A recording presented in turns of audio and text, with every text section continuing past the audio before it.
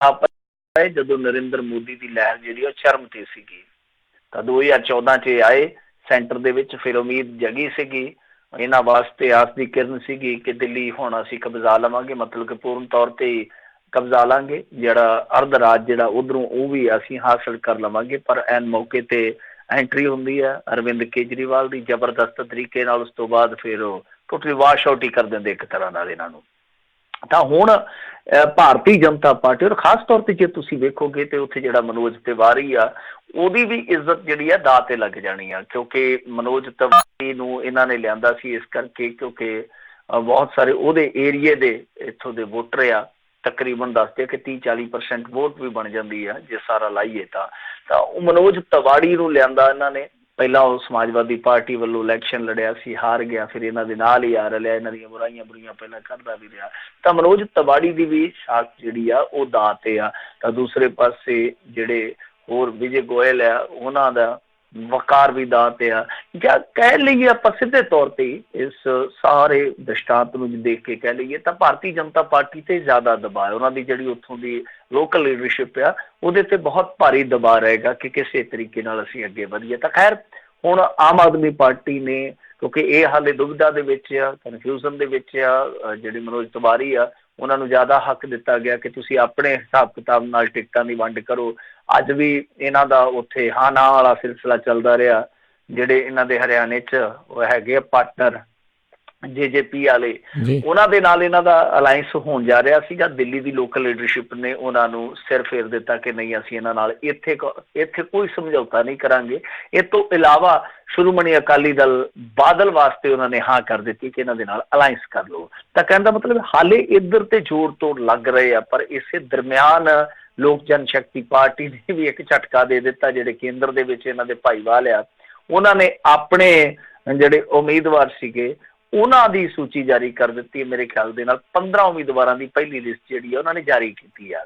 ਤਾਂ ਇੱਕ ਪਾਸੇ ਅਲਾਇੰਸ ਹੋ ਰਿਹਾ, ਦੂਸਰੇ ਪਾਸੇ ਇਹਨਾਂ ਦੇ ਅਲਾਇੰਸ ਪਾਰਟਨਰ ਜਿਹੜੇ ਆਪਣੇ ਤੌਰ ਤੇ ਵੀ ਮੈਦਾਨ 'ਚ ਉਤਰਦੇ ਪਏ ਆ। ਤਾਂ ਬਹਰਹਾਲ 70 ਸੀਟਾਂ ਜਿਹੜੀਆਂ ਐਲਾਨੀਆਂ ਨੇ ਉਹਨਾਂ ਦੇ ਵਿੱਚ ਕੁਝ ਮਹੱਤਵਪੂਰਨ ਨਾਂ ਆ, ਜਿਸ ਤਰ੍ਹਾਂ ਅਰਵਿੰਦ ਕੇਜਰੀਵਾਲ ਨਵੀਂ ਦਿੱਲੀ ਤੋਂ ਉਮੀਦਵਾਰ ਹੋਣਗੇ, ਪੜਪੜਗੰਜ ਤੋਂ ਉਪ ਮੁੱਖ ਮੰਤਰੀ ਮਨੀਸ਼ ਸਿਸੋਦੀਆ ਦਾ ਨਾਮ, ਫਿਰ ਤਿਮਾਰਪੁਰ ਤੋਂ ਦਲੀਪ ਪਾਂਡੇ, ਇਹ ਵੀ ਬਹੁਤ ਵੱਡਾ ਨਾਮ ਆ। ਇਹ ਉਹਨਾਂ ਲੋਕਾਂ ਚੋਂ ਆ ਜਿਹੜੇ ਪੁਰਾਣੇ ਸਾਥੀ, ਜਿੱਦਾਂ ਮਨੀਸ਼ ਜਾਂ ਇਹ ਪਾਂਡੇ ਜੀ ਆ ਜਿਹੜੇ ਇਹ ਪੁਰਾਣੇ ਸਾਥੀ ਆ ਜਿਹੜੇ ਰਹਿ ਗਏ ਇੱਕਾ ਦੁੱਕਾ, ਬਾਕੀ ਸਾਰੇ ਤੁਹਾਨੂੰ ਪਤਾ ਕੇਜਰੀਵਾਲ ਸਾਹਿਬ ਦੇ ਨਾਲੋਂ ਚਲੇ ਗਏ ਸੀਗੇ। ਇਹ ਤੋਂ ਇਲਾਵਾ ਕਾਲਕਾ ਜੀ ਤੋਂ ਆਤਸ਼ੀ ਜਿਹੜੇ ਆ ਉਹ ਉਮੀਦਵਾਰ ਹੋਣਗੇ। ਜਰਨੈਲ ਸਿੰਘ ਨੂੰ ਤਿਲਕ ਨਗਰ ਤੋਂ ਟਿਕਟ ਮਿਲ ਗਈ ਆ। ਇਹਦੇ ਵਿੱਚ ਜੇ ਤੁਸੀਂ ਵੇਖੋਗੇ 24 ਨਵੇਂ ਚਿਹਰੇ ਜਿਹੜੇ ਆ ਉਹ ਇਹਨਾਂ ਨੇ ਮੈਦਾਨ 'ਚ ਉਤਾਰੇ ਆ। ਇਸ ਤੋਂ ਇਲਾਵਾ ਮੇਰੇ ਖਿਆਲ ਦੇ ਨਾਲ 3 ਮੁਸਲਮਾਨਾਂ ਨੂੰ ਟਿਕਟਾਂ ਦਿੱਤੀਆਂ ਨੇ, ਇਸ ਤੋਂ ਇਲਾਵਾ 2 ਸ਼ਾਇਦ ਸਿੱਖ ਨੇ, ਕਿਉਂਕਿ ਲਿਸਟ ਲੰਮੀ ਹੈ, ਮੈਂ ਪੂਰੀ ਤਰ੍ਹਾਂ ਨਿਗਾਹ ਨਹੀਂ ਮਾਰ ਸਕਿਆ, ਪਰ ਲੱਗਦਾ ਇਹੋ ਆ ਕਿ ਇਸ ਤਰ੍ਹਾਂ ਦਾ ਇਹਨਾਂ ਨੇ ਇੱਕ ਫਾਰਮੂਲਾ ਤਿਆਰ ਕੀਤਾ। ਔਰ ਜੇ ਤੁਸੀਂ ਦਿੱਲੀ ਦੀ ਰਾਜਨੀਤੀ ਨੂੰ ਥੋੜਾ ਜਿਹਾ ਵੇਖੋਗੇ ਤਾਂ ਜਿਹੜੀਆਂ ਰਿਜ਼ਰਵ ਸੀਟਾਂ ਨੇ, ਵੈਸੇ ਤੇ ਹੁਣ ਤੇ ਆਮ ਆਦਮੀ ਪਾਰਟੀ ਨੇ ਜਿਸ ਤਰ੍ਹਾਂ ਹੁਣ ਜਾਂ ਫਿਰ ਜਿੱਤ ਹਾਸਲ ਕੀਤੀ ਸੀ, ਜਿਸ ਤਰ੍ਹਾਂ ਦਾ ਹੁਣ ਮਾਹੌਲ ਬਣਦਾ ਪਿਆ, ਪਤਾ ਨਹੀਂ ਅੱਗੇ ਕੀ ਹੋਏਗਾ, ਪਰ ਜਿਹੜੀਆਂ ਰਿਜ਼ਰਵ ਸੀਟਾਂ ਬਹੁਤ ਮਹੱਤਵਪੂਰਨ ਭੂਮਿਕਾ ਉੱਥੇ ਅਦਾ ਕਰਦੀਆਂ। ਜਿੱਦਾਂ ਭਾਰਤੀ ਜਨਤਾ ਪਾਰਟੀ ਨੇ ਕਿਸੇ ਜ਼ਮਾਨੇ 'ਚ ਉਹ ਜਿਹੜੀਆਂ 9 ਚੋਂ 5 ਜਿੱਤ ਲਈਆਂ ਸੀ, ਫਿਰ 12 ਬਣ ਗਈਆਂ, 12 ਚੋਂ ਵੀ ਇੱਕ ਵੇਲੇ ਇਹਨਾਂ ਦੇ ਕੋਲ ਅੱਛੀ ਖਾਸੀ ਪਕੜ ਸੀ, ਪਰ ਉਸ ਤੋਂ ਬਾਅਦ ਉਹ ਜਿਹੜੀਆਂ ਰਿਜ਼ਰਵ ਸੀਟਾਂ ਸੀਗੀਆਂ ਜ਼ਿਆਦਾਤਰ ਆਮ ਆਦਮੀ ਪਾਰਟੀ ਦੀ ਝੋਲੀ 'ਚ ਚਲੇ ਗਈਆਂ। ਤੇ ਜਿਹੜੀਆਂ ਸੀਟਾਂ ਨੇ ਕਾਂਗਰਸ ਦੀ ਝੋਲੀ ਬਿਲਕੁਲ ਖਾਲੀ ਕਰ ਦਿੱਤੀ। ਤਾਂ ਕਾਂਗਰਸ ਤੇ ਵੀ ਭਾਰੀ ਦਬਾਅ ਰਹੇਗਾ। ਉਹਨਾਂ ਦੇ ਵੀ ਜਿਹੜੇ ਲੋਕਲ ਲੀਡਰ ਆ ਅਜੇ ਮਾਕਨ ਵਗੈਰਾ ਉਹ ਤੇ ਚੋਣ ਨਹੀਂ ਲੜ ਰਹੇ। ਕਮਾਲ ਦੀ ਗੱਲ, ਤੁਹਾਨੂੰ ਯਾਦ ਹੋਣਾ 2014 'ਚ ਜਦੋਂ ਮੋਦੀ ਵੇਵ ਸੀਗੀ ਤਾਂ ਉਸ ਵੇਲੇ ਇਹਨਾਂ ਦੇ ਬਹੁਤ ਸਾਰੇ ਲੀਡਰ ਕਾਂਗਰਸੀਆਂ ਦੇ ਇਹੋ ਜਿਹੇ ਵੀ ਨਿਕਲੇ ਸੀ ਜਿਹੜੇ ਮੈਦਾਨ ਹੀ ਨਹੀਂ ਸੀ ਛੱਡ ਕੇ, ਕੁਛ ਜਾ ਕੇ ਹਸਪਤਾਲ 'ਚ ਪੈ ਗਏ ਸੀਗੇ ਕਿ ਨਹੀਂ ਅਸੀਂ ਤੇ ਬਿਮਾਰ ਆ, ਸਾਡੇ ਤੋਂ ਤੇ ਨਹੀਂ ਕੰਮ ਬਣਨਾ। ਤਾਂ ਇਹੋ ਜਿਹਾ ਮਾਹੌਲ ਜਿਹੜਾ ਬਣਿਆ ਪਿਆ ਕਾਂਗਰਸ ਵਾਸਤੇ, ਯਾਨੀ ਕਾਂਗਰਸ ਜਿਹੜੀ ਆ ਉਹ ਆਪਣੇ ਸੀਨੀਅਰ ਲੀਡਰਾਂ ਨੂੰ ਤਿਆਰ ਕਰ ਰਹੀ ਆ, ਪਰ ਉਹਨਾਂ ਦੇ ਵਿੱਚੋਂ ਕੁਛ ਲੀਡਰ ਐਸੇ ਆ ਜਿਹੜੇ ਗੱਚਾ ਜਿਹਾ ਖਾਂਦੇ ਪਏ ਆ ਕਿ ਨਾ ਹੀ ਕੰਮ ਬਣੇ ਤੇ ਠੀਕ ਆ, ਕਿਉਂਕਿ ਇਹਦੇ ਵਿੱਚ ਗਾਂਹ ਜਾ ਕੇ ਕੱਲ ਨੂੰ ਮਾਯੂਸੀ ਹਾਸਲ ਹੋ ਸਕਦੀ ਆ, ਨਮੋਸ਼ੀ ਵੀ ਪੱਲੇ ਪੈ ਸਕਦੀ ਆ। ਖੈਰ ਉੱਤੋਂ ਸਾਰੇ ਕਹੀ ਜਾਂਦੇ ਆ कि हमसे मुकाबला कर तो रहे हो लेकिन याद रखना हार तो तुम पहले ही चुके हो। मतलब कि हरेक बंदा ਇਹੋ ਹੀ ਕਹਿੰਦਾ ਕਿ ਸਾਡੇ ਨਾਲ ਮੁਕਾਬਲਾ ਕਰਨ ਦਾ ਕੀ ਫਾਇਦਾ, ਅਸੀਂ ਤਾਂ ਪਹਿਲਾਂ ਹੀ ਜਿੱਤੇ ਹੋਏ ਹਾਂ। ਜੀ ਜੀ, ਇਹ ਤਾਂ ਹੁਣ ਜਦੋਂ ਭਿੜਨਾ ਉਦੋਂ ਪਤਾ ਲੱਗਣਾ ਹੈ ਹੁਣ। ਬਣੂਗਾ ਕੀ। ਜੀ ਜੀ ਜੀ। ਜੀ ਅਗਲੀ ਮਿੰਟੋ ਜੀ ਗੱਲ ਕਰਦੇ, ਕਹਿੰਦੇ ਅਦਾਲਤ ਨੇ ਪੁਲਿਸ ਦੇ ਨਾਲ ਕਹਿੰਦੇ ਚੰਗੀ ਬੁਰੀ ਕੀਤੀ ਆ, ਸੁਣਾਈਆਂ ਵਾਹਵਾ ਹੀ ਖਰੀਆਂ ਖੋਟੀਆਂ। ਇਹ ਦੇਖੋ, ਹਾਂਜੀ, ਦਿੱਲੀ ਪੁਲਿਸ ਦੇ ਨਾਲ ਹੀ ਹੋਇਆ। ਦਿੱਲੀ ਪੁਲਿਸ ਨੂੰ ਇਹ ਕਾਫੀ ਫਟਕਾਰਾਂ ਪਈਆਂ, ਕਾਫੀ ਇਹਨਾਂ ਨੂੰ ਝਾੜਾਂ ਪਈਆਂ। ਮਸਲਾ ਕੀ ਸੀਗਾ ਕਿ ਅੱਜ ਚੰਦਰ ਸ਼ੇਖਰ ਰਾਵਣ ਦੀ ਉੱਥੇ ਜ਼ਮਾਨਤ ਤੇ ਹੋ ਰਹੀ ਸੀਗੀ ਸੁਣਵਾਈ, ਕਿਉਂਕਿ ਉਹ ਪਿਛਲੇ ਕਾਫੀ ਦਿਨਾਂ ਤੋਂ ਅੰਦਰ ਨੇ। ਤੁਹਾਨੂੰ ਯਾਦ ਹੋਣਾ, ਜਾਮਾ ਮਸਜਿਦ ਦੇ ਅੱਗੇ ਸ਼ੁੱਕਰਵਾਰ ਵਾਲੇ ਦਿਨ ਇੱਕ ਪ੍ਰਦਰਸ਼ਨ ਹੋਇਆ ਸੀ। ਉਸ ਤੋਂ ਬਾਅਦ ਚੰਦਰ ਸ਼ੇਖਰ ਰਾਵਣ ਨੂੰ ਗ੍ਰਿਫਤਾਰ ਕਰ ਲਿਆ ਗਿਆ ਸੀਗਾ, ਜਿਹੜੇ ਕਿ ਭੀਮ ਆਰਮੀ ਦੇ ਆਗੂ ਆ। ਤਾਂ ਉਸ ਤੋਂ ਬਾਅਦ ਜਦੋਂ ਅੱਜ ਜ਼ਮਾਨਤ ਦੀ ਅਰਜ਼ੀ ਤੇ ਸੁਣਵਾਈ ਹੋਈ ਤਾਂ ਦਿੱਲੀ ਪੁਲਿਸ ਵਾਰ-ਵਾਰ ਕਹਿ ਰਹੀ ਸੀਗੀ ਕਿ ਵੇਖੋ ਜੀ, ਇਹ ਜਾਮਾ ਮਸਜਿਦ ਦੇ ਵਿੱਚ ਪ੍ਰਦਰਸ਼ਨ ਕਰ ਰਹੇ ਸੀ, ਜਾਮਾ ਮਸਜਿਦ ਦੇ ਬਾਹਰ ਪ੍ਰਦਰਸ਼ਨ ਕਰ ਰਹੇ ਸੀਗੇ। ਅੱਕ ਕੇ ਜੱਜ ਨੇ ਕਿਹਾ ਕਿ ਜਾਮਾ ਮਸਜਿਦ ਪਾਕਿਸਤਾਨ 'ਚ ਆ।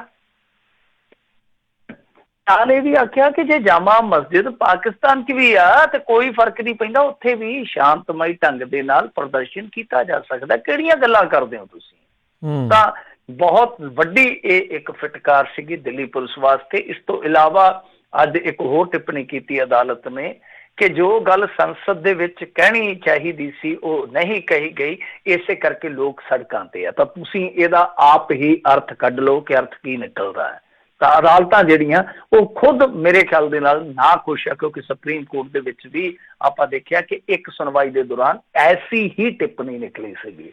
ਤਾਂ ਬਹਰਹਾਲ ਦਿੱਲੀ ਪੁਲਿਸ ਨੂੰ ਹੁਣ ਸੋਚਣਾ ਚਾਹੀਦਾ, ਵਿਚਾਰਨਾ ਚਾਹੀਦਾ ਕਿ ਕੀ ਇੱਜ਼ਤ ਹੈ ਤੁਹਾਡੀ, ਕੀ ਪੱਲੇ ਹੈ ਤੁਹਾਡੇ, ਕਿ ਕੋਰਟਾਂ ਵੀ ਕਹਿ ਰਹੀਆਂ। ਕਿਉਂਕਿ ਦੇਖੋ, ਹੁਣ ਜਿੱਦਾਂ ਆਪਾਂ ਲਾ ਲਈਏ ਕਿ ਇਹ ਦਵਾਈ ਦਿੰਦੇ ਆਮ ਤੌਰ ਤੇ ਇਹੋ ਜਿਹੇ ਪ੍ਰਦਰਸ਼ਨਾਂ ਤੇ ਕਿ 144 ਲੱਗੀ ਜੀ, 144 ਲੱਗੀ। ਜਿੱਦਾਂ ਸਿੱਖਾਂ ਦੇ ਉਹ ਨਗਰ ਕੀਰਤਨ ਤੇ ਵੀ ਇਹਨਾਂ ਨੇ ਮੁਕੱਦਮਾ ਦਰਜ ਕਰ ਦਿੱਤਾ ਸੀਗਾ।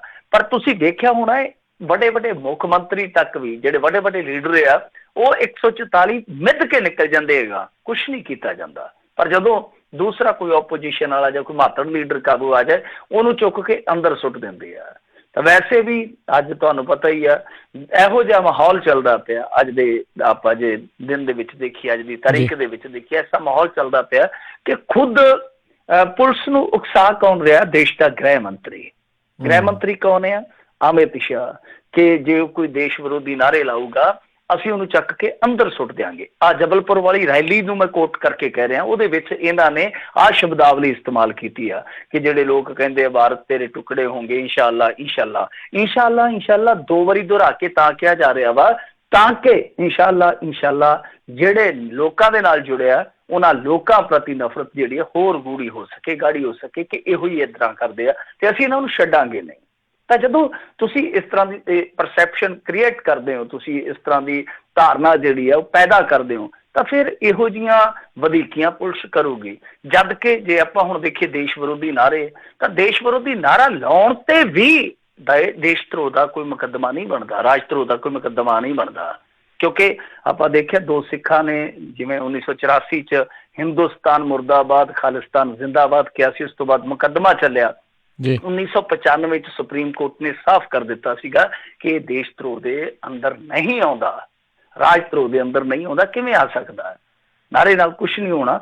ਹਾਂ, ਉਦੋਂ ਤੱਕ ਤੁਸੀਂ ਰਾਜ ਧਰੋਹ ਨਹੀਂ ਮੰਨ ਸਕਦੇ ਜਦੋਂ ਤੱਕ ਕੋਈ ਹਿੰਸਾ ਕਰਦਾ ਨਹੀਂ ਜਾਂ ਹਿੰਸਾ ਲਈ ਉਕਸਾਉਂਦਾ ਨਹੀਂ ਆ। ਤੇ ਜੇ ਕੋਈ ਨਾਰਾ ਲਾਉਂਦਾ ਹੈ ਤਾਂ ਉਹਦੇ ਨਾਲ ਕੀ ਆ? ਪਰ ਦੇਸ਼ ਦਾ ਗ੍ਰਹਿ ਮੰਤਰੀ ਵੇਖ ਲਓ ਕਿ ਸੁਪਰੀਮ ਕੋਰਟ ਦੇ ਵਿੱਚੋਂ ਜੋ ਫੈਸਲਾ ਆਇਆ, ਜੋ ਹੁਕਮ ਆਇਆ ਜਾਂ ਜੋ ਦਿਸ਼ਾ ਨਿਰਦੇਸ਼ ਆ, ਉਹਨਾਂ ਤੋਂ ਉਲਟ ਇਸ ਤਰ੍ਹਾਂ ਦਾ ਉਕਸਾਵਾ ਦਿੰਦਾ ਕਿ ਦੂਸਰੀ ਜਿਹੜੀ ਪੁਲਿਸ ਆ ਉਹ ਫਿਰ ਗੋਲੀ ਵੀ ਮਾਰਦੀ ਹੈ, ਗਾਲੀ ਵੀ ਦਿੰਦੀ ਹੈ, ਹੋਰ ਵੀ ਬਹੁਤ ਕੁਛ ਕਰਦੀ ਹੈ। ਕਿਉਂ? ਕਿਉਂਕਿ ਉਹਨਾਂ ਦੀ ਪਿੱਠ ਥਾਪੜਦੇ ਆ ਹਾਕਮ। ਸੋ ਇਹ ਚੀਜ਼ਾਂ ਜਿਹੜੀਆਂ ਉਹ ਸੁਧਾਰਨੀਆਂ ਚਾਹੀਦੀਆਂ। ਨਹੀਂ ਤੇ ਤੁਸੀਂ ਦੇਖ ਹੀ ਰਹੇ ਹੋ ਬਾਹਰਲੇ ਮੁਲਕਾਂ ਦੇ ਵਿੱਚ ਸਾਡੀ ਛਵੀ ਜਿਹੜੀ ਆ ਉਹ ਕਿਸ ਤਰ੍ਹਾਂ ਪ੍ਰਭਾਵਿਤ ਹੋ ਰਹੀ ਹੈ। ਹੁਣ ਤੇ ਫਰਾਂਸ ਨੇ ਵੀ ਕਹਿ ਦਿੱਤਾ, ਕਹਿੰਦੇ ਕਿ ਕਸ਼ਮੀਰ ਦੇ ਮੁੱਦੇ ਤੇ ਅਸੀਂ ਬਹੁਤ ਕਲੋਜ਼ਲੀ ਵਾਚ ਕਰ ਰਹੇ ਹਾਂ। ਜੀ ਜੀ। ਅਗਲੀ ਜਿਹੜੀ ਮਿੰਟੂ ਜੀ ਗੱਲ ਕਰਦੇ, ਕਹਿੰਦੇ ਮੋਦੀ ਤੇ ਲਿਖੀ ਕਿਤਾਬ ਵਿਰੋਧ ਤੋਂ ਬਾਅਦ ਲਈ ਵਾਪਸ। ਦੇਖੋ, ਇਹ ਇਹਨਾਂ ਦੇ ਲੇਖਕ ਆ, ਇਹਨਾਂ ਦੇ ਆਪਣੇ ਨੇਤਾ, ਘਰ ਦੀ ਗੱਡੀ ਗੰਢਾ ਸਿੰਘ ਡਰਾਈਵਰ, ਸਾਰੇ ਇਹਨਾਂ ਦੇ ਆਪਣੇ ਹੀ ਹੈ। ਲੇਖਕ ਵੀ ਆਪਣੇ, ਇਹਨਾਂ ਦੇ IT ਸਪੈਸ਼ਲਿਸਟ ਵੀ ਆਪਣੇ ਹੀ ਹੈ ਇਹਨਾਂ ਦੇ। ਸੋ ਜੈ ਭਗਵਾਨ ਗੋਇਲ ਇਹਨਾਂ ਦੇ ਨੇਤਾ। ਇਹ ਵੈਸੇ ਨਾ ਇੱਕ ਭੇਡ ਚਾਲ ਜੀ ਚੱਲ ਜਾਂਦੀ ਆ ਕਿ ਨਰਿੰਦਰ ਮੋਦੀ ਦੀ ਚਾਪਲੂਸੀ ਹੋਰ ਕੀਤੀ ਜਾਵੇ। ਮੈਂ ਅੱਗੇ ਚੱਲ ਕੇ ਦੱਸ ਵੀ ਦਿੰਦਾ ਜੀ। ਤਾਂ ਇਹਨਾਂ ਨੇ ਆ ਪਿਛਲੇ ਦਿਨ ਹੀ ਭਾਜਪਾ ਦੇ ਦਿੱਲੀ ਦਫ਼ਤਰ 'ਚ ਕਿਤਾਬ ਰਿਲੀਜ਼ ਕੀਤੀ ਸੀ। ਵੱਡੇ ਵੱਡੇ ਨੇਤਾ ਜਿਹੜੇ ਮੌਕੇ ਤੇ ਮੌਜੂਦ ਸੀਗੇ, ਮਤਲਬ ਕਿ ਉਦੋਂ ਸਭ ਕੁਝ ਠੀਕ ਠਾਕ ਸੀਗਾ, ਉਦੋਂ ਉਹ ਵੀ ਚਾਪਲੂਸੀ ਰੱਜ ਕੇ ਕਰ ਰਹੇ ਸੀਗੇ। ਪਰ ਹੋਇਆ ਕਿ ਇਹਦਾ ਸਰਲੇਖ ਜਿਹੜਾ ਉਹ ਇਹਨਾਂ ਵਾਸਤੇ ਸਿਰ ਦੀ ਪੀੜ ਬਣ ਗਿਆ। ਸਰਲੇਖ ਕੀ ਸੀਗਾ ਕਿ ਅੱਜ ਦਾ ਸ਼ਿਵਾਜੀ ਨਰਿੰਦਰ ਮੋਦੀ ਹੈ। ਮੈਂ ਪੰਜਾਬੀ 'ਚ ਉਲੱਠਾ ਕਰ ਰਿਹਾ ਸਰਲੇਖ ਦਾ ਕਿ ਅੱਜ ਦਾ ਸ਼ਿਵਾਜੀ ਨਰਿੰਦਰ ਮੋਦੀ। ਤਾਂ ਜਦੋਂ ਇਹ ਸਰਲੇਖ ਜਿਹੜਾ ਉਹ ਮਹਾਰਾਸ਼ਟਰ ਦੇ ਵਿੱਚ ਪਹੁੰਚਿਆ, ਉੱਥੇ ਫਿਰ ਬਹੁਤ ਵੱਡਾ ਵਿਵਾਦ ਹੋਇਆ। ਹੁਣ ਸ਼ਿਵਾਜੀ ਜਿਹੜੇ ਆ, ਜਿੱਦਾਂ ਲਾ ਲਓ ਕਿ ਆਪਣੀ ਜਿੱਦਾਂ ਪੰਜਾਬੀ ਮਿੱਟੀ ਦੇ ਨਾਲ ਕੋਈ ਜੁੜਿਆ ਨਾਇਕ ਹੋਵੇ, ਕੋਈ ਵੀ ਨਾਇਕ ਲਾ ਲਓ, ਕੋਈ ਵੀ ਨਾਇਕ ਆ, ਤਾਂ ਉਹਨਾਂ ਦਾ ਲੋਕ ਨਾਇਕ ਆ ਸ਼ਿਵਾਜੀ, ਉਹ ਪੂਜਦੇ ਆ ਔਰ ਉਹ ਮੰਨਦੇ ਆ ਕਿ ਜੋ ਮਰਾਠੀ ਅਸਮਿਤਾ ਹੈ ਉਹਦੇ ਮੁਤਾਬਕ ਉਹਨਾਂ ਦੀ ਪਰਸੈਪਸ਼ਨ ਹੈ, ਉਹਨਾਂ ਦੀ ਧਾਰਨਾ, ਉਹਨਾਂ ਦੀ ਆਸਥਾ ਕਹਿ ਲਓ ਕਿ ਇਹਨਾਂ ਤੋਂ ਵੱਡਾ ਕੋਈ ਲੀਡਰ ਨਹੀਂ ਹੋ ਸਕਦਾ।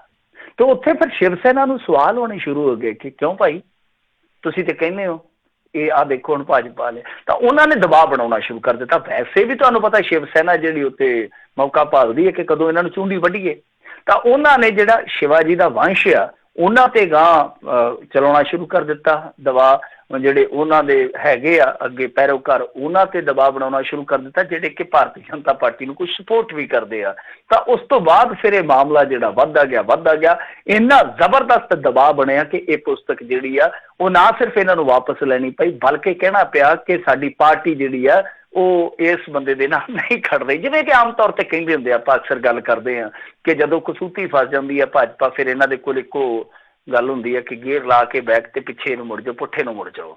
ਤਾਂ ਬਹਰਹਾਲ ਪੁਸਤਕ ਇਹਨਾਂ ਨੇ ਵਾਪਸ ਲੈ ਲਈ ਹੈ। ਪਰ ਇਹ ਚਲਨ ਜਿਹੜਾ ਮੈਂ ਜਿਹਦੀ ਗੱਲ ਕਰ ਰਿਹਾ ਸੀਗਾ, ਤਾਂ ਉਹ ਮੈਂ ਗੱਲ ਪੂਰੀ ਕਰ ਲੈਂਦਾ ਕਿ ਜਿੱਦਾਂ ਇਹ ਕਰਦੇ ਆ ਕਿ ਕਿਸੇ ਨੂੰ ਵੀ ਲੱਗਦਾ ਕਿ ਮੈਂ ਨਰਿੰਦਰ ਮੋਦੀ ਦੇ ਨੇੜੇ ਚੱਲਣਾ, ਤਾਂ ਫਿਰ ਇਹ ਕਹਿੰਦੇ ਆ ਕਿ ਕੋਈ ਨਾ ਕੋਈ ਐਸਾ ਮਾਰਕਾ ਮਾਰਿਆ ਜਾਵੇ ਕਿ ਚਰਚਾ ਵੀ ਵਾਵਾ ਹੋ ਜਾਵੇ ਤੇ ਸਾਡੀ ਨੇੜਤਾ ਵੀ ਬਣ ਜਾਵੇ। ਤੁਹਾਨੂੰ ਯਾਦ ਹੋਣਾ ਮੋਦੀ ਚਾਲੀਸਾ ਬਣਾ ਦਿੱਤਾ ਗਿਆ ਸੀਗਾ।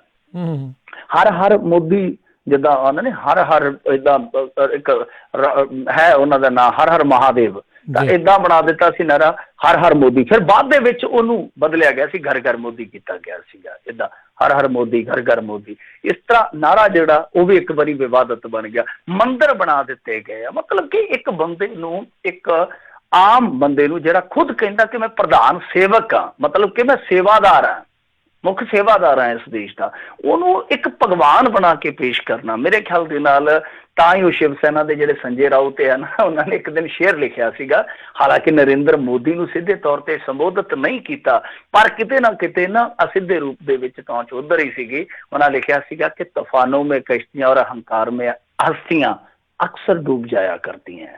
ਤਾਂ ਇਹ ਚੀਜ਼ ਜਿਹੜੀ ਆ ਉਹ ਵੇਖਣੀ ਪਊਗੀ, ਵਰਜਣਾ ਪਊਗਾ ਇਹਨਾਂ ਨੂੰ ਕਿ ਵਾਰ-ਵਾਰ ਇਹਨਾਂ ਨੂੰ ਨਮੋਸ਼ੀ ਮਿਲਦੀ ਹੈ ਇਹੋ ਜਿਹੀਆਂ ਚੀਜ਼ਾਂ ਕਰਕੇ।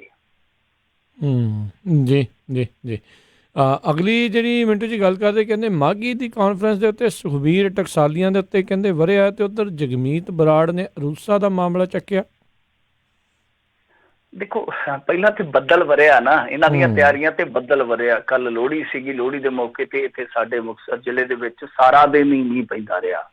ਦੇਰ ਸ਼ਾਮ ਜਾ ਕੇ ਕਿਤੇ ਮੌਸਮ ਖਰਾ ਹੋਇਆ ਤੇ ਅੱਜ ਵੈਸੇ ਖਰਾ ਸੀ, ਦਿਨ ਖਰਾ ਸੀ, ਹਾਲਾਂਕਿ ਠੰਡਾ ਦਿਨ ਸੀਗਾ, ਬੜਾ ਠੰਡਾ ਦਿਨ ਸੀ। ਆਮ ਤੌਰ ਤੇ ਇਸ ਦਿਨ ਇੰਨੀ ਠੰਡ ਨਹੀਂ ਹੁੰਦੀ।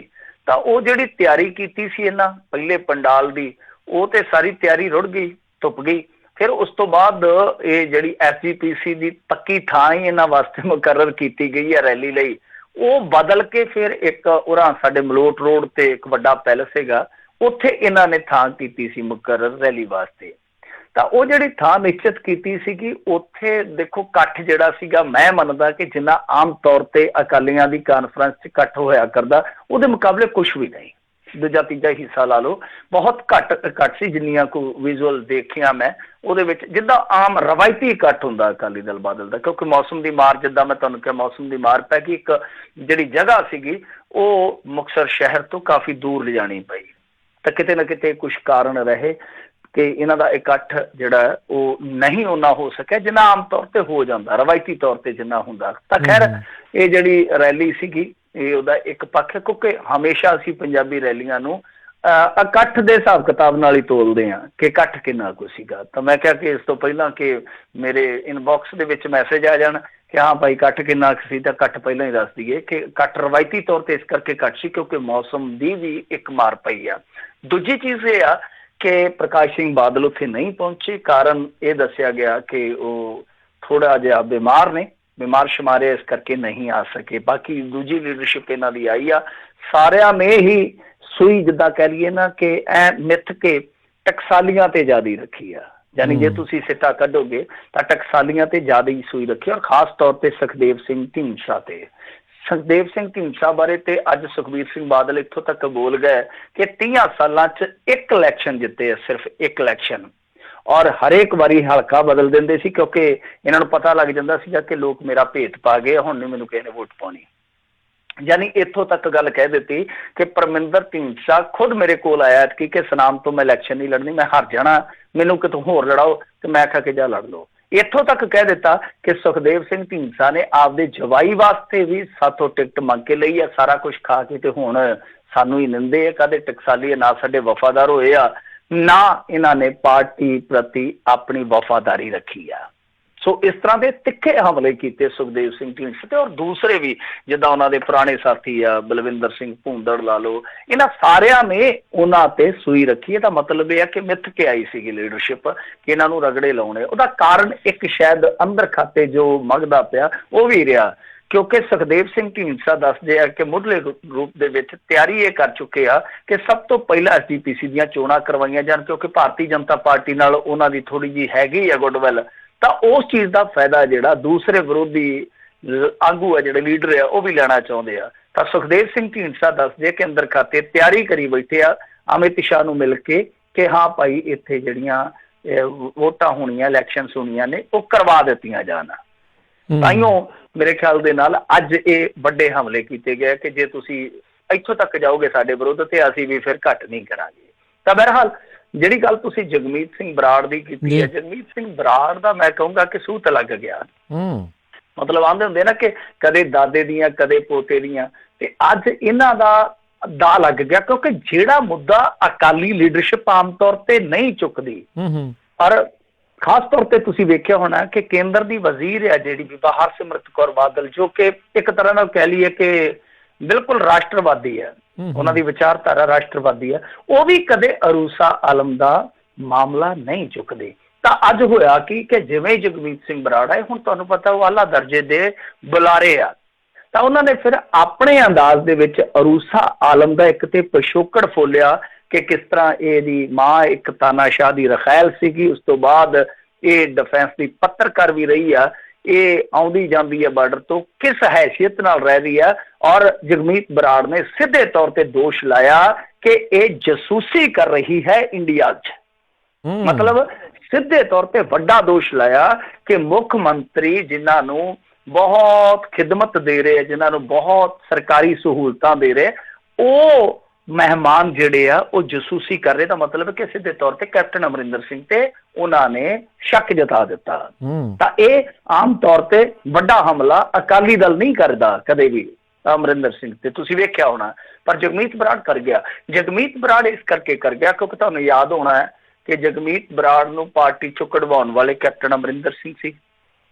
ਫਿਰ ਇਸ ਤੋਂ ਇਲਾਵਾ ਜਦੋਂ ਅੰਤ ਦੇ ਵਿੱਚ ਕੋਸ਼ਿਸ਼ਾਂ ਕੀਤੀਆਂ ਜਗਮੀਤ ਸਿੰਘ ਬਰਾੜ ਨੇ ਵਾਪਸੀ ਦੀਆਂ, ਤਾਂ ਉਸ ਸਮੇਂ ਇਹਨਾਂ ਨੂੰ ਪਾਰਟੀ 'ਚ ਤੇ ਕੀ ਲੈਣਾ ਸੀ, ਉਲਟਾ ਇਹਨਾਂ ਦੀ ਜਿਹੜੀ ਚੈਟ ਸੀਗੀ ਕੈਪਟਨ ਅਮਰਿੰਦਰ ਸਿੰਘ ਨੇ ਉਹ ਵਾਇਰਲ ਕਰਵਾਤੀ ਸੀਗੀ ਕਿ ਇਹ ਮੇਰੀਆਂ ਮਿੰਨਤਾਂ ਕਰਦਾ। ਉਸ ਤੋਂ ਬਾਅਦ ਲੋਕਾਂ ਨੇ ਵੀ ਬਹੁਤ ਬੁਰਾ ਭਲਾ ਕਿਹਾ ਸੀਗਾ ਕਿ ਇਸ ਤਰ੍ਹਾਂ ਪ੍ਰਾਈਵੇਟ ਜਾਂ ਇਸ ਤਰ੍ਹਾਂ ਨਿੱਜੀ ਚੈਟ ਜਿਹੜੀ ਗੱਲਬਾਤ ਹੈ ਜਿਹੜੀ ਉਹ ਤੁਹਾਨੂੰ ਨਸ਼ਰ ਨਹੀਂ ਸੀ ਕਰਨੀ ਚਾਹੀਦੀ। ਤਾਂ ਮੇਰੇ ਖਿਆਲ ਦੇ ਨਾਲ ਜਗਮੀਤ ਬਰਾੜ ਭਰੇ ਪੀਤੇ ਸੀਗੇ ਤੇ ਅੰਤ ਦੇ ਵਿੱਚ ਫਿਰ ਅੱਜ ਫੁੱਟ ਪਿਆ। ਪਰ ਮੇਰੇ ਖਿਆਲ ਦੇ ਨਾਲ ਕੋਈ ਗਲਤ ਗੱਲ ਨਹੀਂ ਕੀਤੀ। ਇਹ ਸਵਾਲ ਕੋਈ ਚੁੱਕੇ ਨਾ ਚੁੱਕੇ, ਪਰ ਇਹ ਸਵਾਲ ਫਿਰ ਜ਼ਰੂਰ ਚੁੱਕਦਾ ਕਿ ਆਖਰਕਾਰ ਜਦੋਂ ਇਸ ਤਰ੍ਹਾਂ ਦਾ ਮਾਹੌਲ ਬਣਿਆ ਪਿਆ, ਖੁਦ ਕੈਪਟਨ ਅਮਰਿੰਦਰ ਸਿੰਘ ਆਪਣੇ ਆਪ ਨੂੰ ਇੱਕ ਵੱਡਾ ਰਾਸ਼ਟਰਵਾਦੀ ਐਲਾਨਦੇ ਆ, ਤਾਂ ਫਿਰ ਉਸ ਵੇਲੇ ਅਰੂਸਾ ਦਾ ਮਾਮਲਾ ਜਿਹੜਾ ਉਹਦੇ ਤੇ ਉਹ ਕੋਈ ਸਪਸ਼ਟੀਕਰਨ ਕਿਉਂ ਨਹੀਂ ਦਿੰਦੇ। ਤਾਂ ਹੁਣ ਦੇਖਦੇ ਹਾਂ ਕਿ ਸਰਕਾਰ ਇਸ ਮੁੱਦੇ ਤੇ ਕੋਈ ਜਵਾਬ ਦਿੰਦੀ ਹੈ, ਕੈਪਟਨ ਅਮਰਿੰਦਰ ਸਿੰਘ ਜ਼ਿਆਤੀ ਤੌਰ ਤੇ ਕੋਈ ਜਵਾਬ ਦਿੰਦੇ ਜਾਂ ਨਹੀਂ ਦਿੰਦੇ। ਔਰ ਸਭ ਤੋਂ ਵੱਡੀ ਗੱਲ ਇਹ ਆ ਕਿ ਕੀ ਅਕਾਲੀ ਦਲ ਦੇ ਦੂਸਰੇ ਲੀਡਰ ਜਗਮੀਤ ਬਰਾੜ ਦੇ ਬਿਆਨ ਨਾਲ ਇਤਫਾਕ ਰੱਖਣਗੇ ਜਾਂ ਭਾਰਤੀ ਜਨਤਾ ਪਾਰਟੀ ਇਸ ਬਿਆਨ ਦਾ ਕੋਈ ਨੋਟਿਸ ਲਊਗੀ। ਇਹ 3-4 ਚੀਜ਼ਾਂ ਦੇਖਣ ਵਾਲੀਆਂ ਰਹਿਣਗੀਆਂ। ਜੀ ਜੀ ਜੀ ਅਗਲੀ ਜਿਹੜੀ ਮਿੰਟੂ ਜੀ ਆਪਾਂ ਗੱਲ ਕਰਦੇ ਹਾਂ, ਕਹਿੰਦੇ ਫੌਜੀ ਰਾਈਫਲਾਂ ਚਲਾਉਣ ਵਾਲੇ ਨੇ ਪੰਜਾਬ ਪੁਲਿਸ ਨੂੰ ਦਿੱਤਾ ਚਕਮਾ, ਹਰਪ੍ਰੀਤ ਕਹਿੰਦੇ ਹਸਪਤਾਲੋਂ ਫਰਾਰ। ਇਹ ਉਹੀ ਮੁੰਡਾ ਆ, ਇਹ ਵੈਸੇ ਇਹ ਵੀ ਫੌਜੀ ਸੀਗਾ, ਇਹ ਉਹੀ ਮੁੰਡਾ ਜਿਹਨੇ ਮੱਧ ਪ੍ਰਦੇਸ਼ ਦੇ ਵਿੱਚੋਂ ਰਾਈਫਲਾਂ ਚੋਰੀ ਕੀਤੀਆਂ ਸਨ, ਪੰਜਾਬ ਆ ਗਏ ਸੀਗੇ। ਇਹ ਫੜੇ ਇਸ ਕਰਕੇ ਗਏ ਕਿਉਂਕਿ ਰਸਤੇ ਦੇ ਵਿੱਚ ਇਹਨਾਂ ਨੇ ਕਿਸੇ ATM ਤੋਂ ਕੋਈ ਰਕਮ ਕਢਾਈ ਸੀਗੀ। ਉਹ CCTV ਦੇ ਵਿੱਚ ਤੁਹਾਨੂੰ ਪਤਾ ਹੀ ਆ ਕਿ ਸਿਰ ਮੂੰਹ ਜਿਹੜੇ ਆ ਉਹ ਕੈਦ ਹੋ ਜਾਂਦੇ। ਉਸ ਤੋਂ ਬਾਅਦ ਇਹ ਪਛਾਣੇ ਗਏ।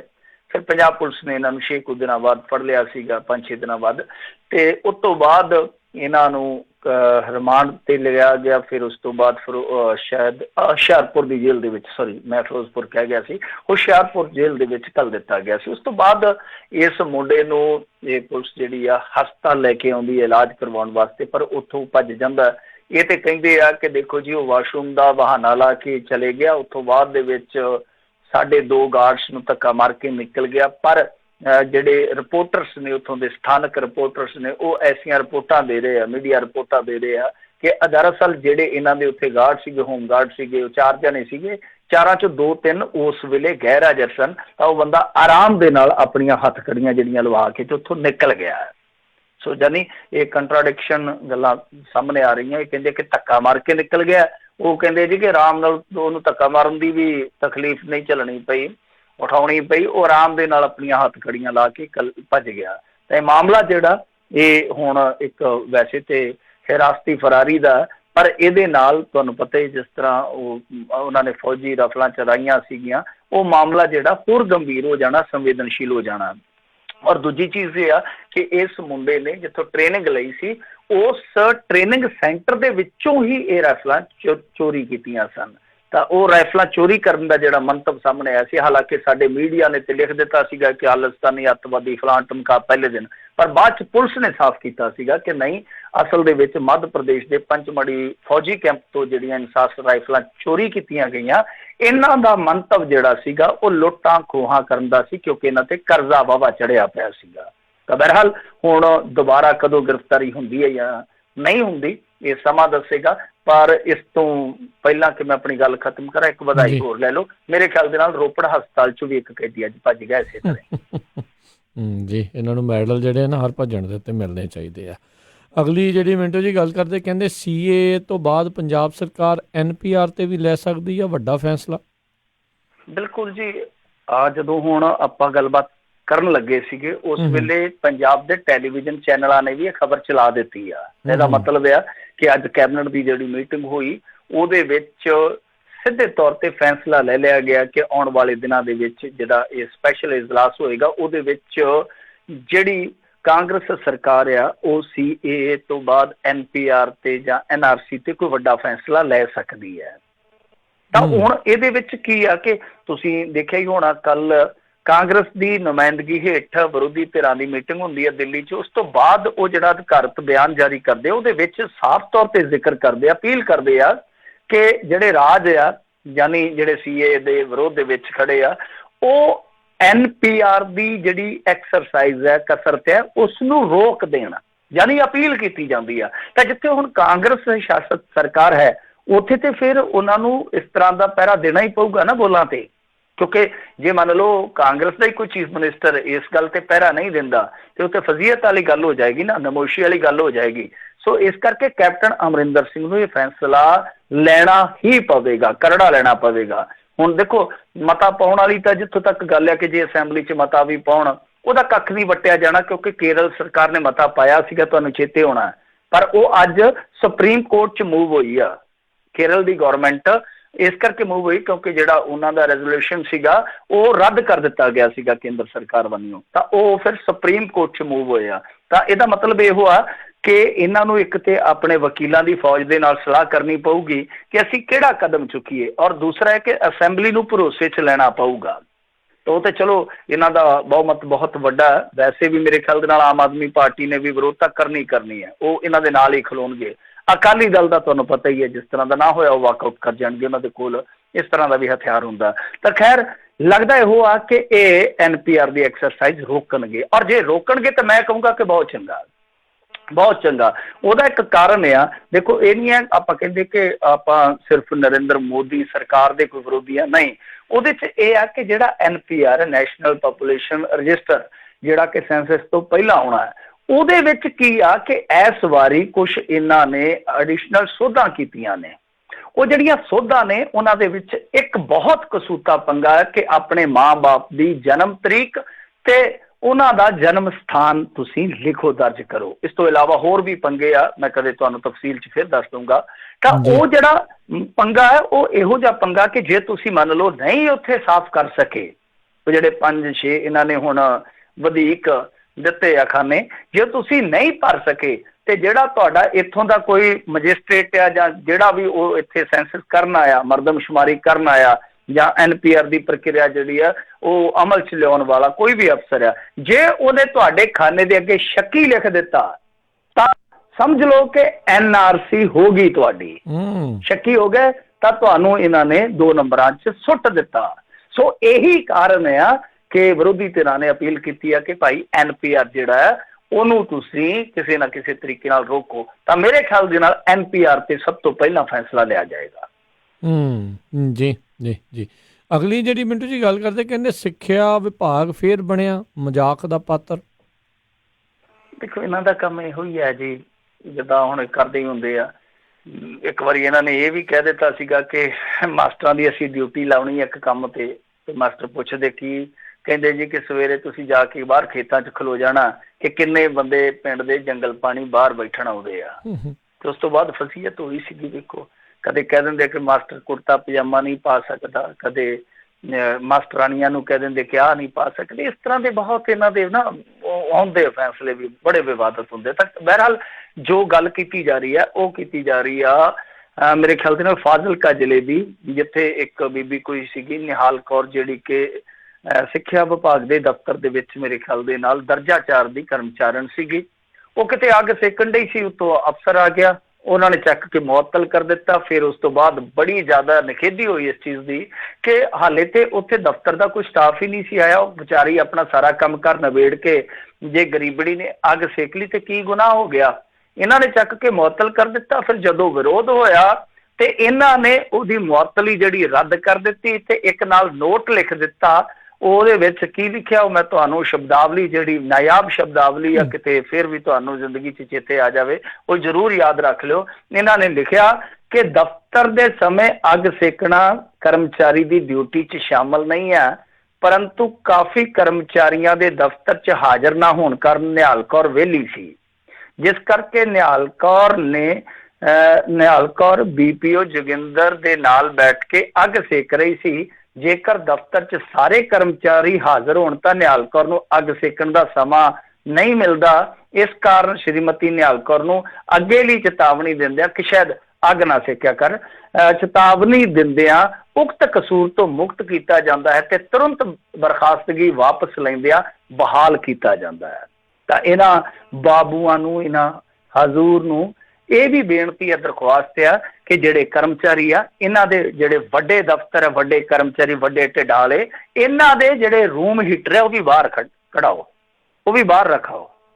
ਔਰ ਜਿਹੜੇ ਇਹਨਾਂ ਦੇ AC ਆ ਫਿਰ ਉਹ ਵੀ ਬਾਹਰ ਰਖਾ ਦਿਓ। ਗਰਮੀ 'ਚ ਪੱਖੀਆਂ ਦਿਓ 2-2 ਰੁਪਏ ਲਈਆਂ। ਔਰ ਦੇਖੋ ਮਾਤੜ, ਜੇ ਕੋਈ ਬੰਦਾ ਆਪਣਾ ਸਾਰਾ ਕੰਮ ਕਰ ਨਿਬੇੜ ਕੇ ਸਿਆਲ ਦੇ ਵਿੱਚ ਅੱਗ ਸੇਕ ਰਿਹਾ ਤੇ ਕੀ ਗੁਨਾਹ ਕਰ ਰਿਹਾ? ਅੱਗ ਲਾ ਤੇ ਨਹੀਂ ਨਾ ਰਿਹਾ। ਹੁਣ ਨਾਲੇ ਸਰਦੀਆਂ ਦੇ ਵਿੱਚ ਬੰਦਾ ਅੱਗ ਹੀ ਸੇਕੂਗਾ ਨਾ, ਹੁਣ ਠੰਡਾ ਪਾਣੀ ਤੇ ਸਿਰ 'ਚ ਪਾਉਣ ਹੋ ਰਿਹਾ।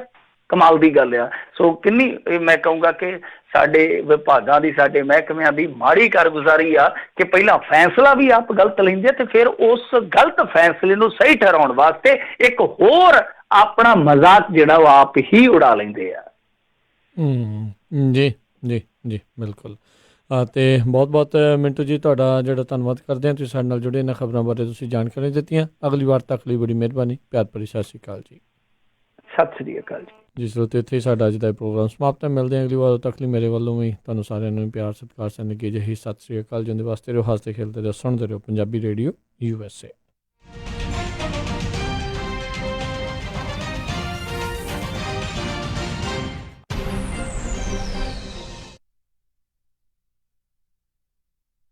ਭਾਗਵਾਨੇ ਅੱਜ ਮੈਂ ਬਹੁਤ ਖੁਸ਼ ਹਾਂ, ਮੇਰੀ ਹੋਈ ਆ ਪ੍ਰਮੋਸ਼ਨ ਤੇ ਅੱਜ ਆਪਾਂ ਚੱਲਾਂਗੇ ਬਹੁਤ ਹੀ ਸਵਾਦ ਤੇ ਵਧੀਆ ਜਿਹਾ ਪੀਜ਼ਾ ਖਾਣ ਦਾ ਓਰੀਜਨਲ ਸ਼ਿਕਾਗੋਜ਼ ਪੀਜ਼ਾ ਐਂਡ ਕਰੀ ਐਲਗਰੋ ਵਾਲਿਆਂ ਦੇ, ਜਿੱਥੇ ਜਾ ਕੇ ਖਾਵਾਂਗੇ ਵੈਜ ਨੌਨ ਵੈਜ ਪੀਜ਼ਾ, ਨਾਲੇ ਤੇਰੇ ਪਸੰਦ ਦੇ ਪਨੀਰ ਪਕੌੜੇ, ਟਿੱਕੀਆਂ ਤੇ ਛੋਲੇ ਭਟੂਰੇ ਵੀ ਮਿਲਦੇ ਆ।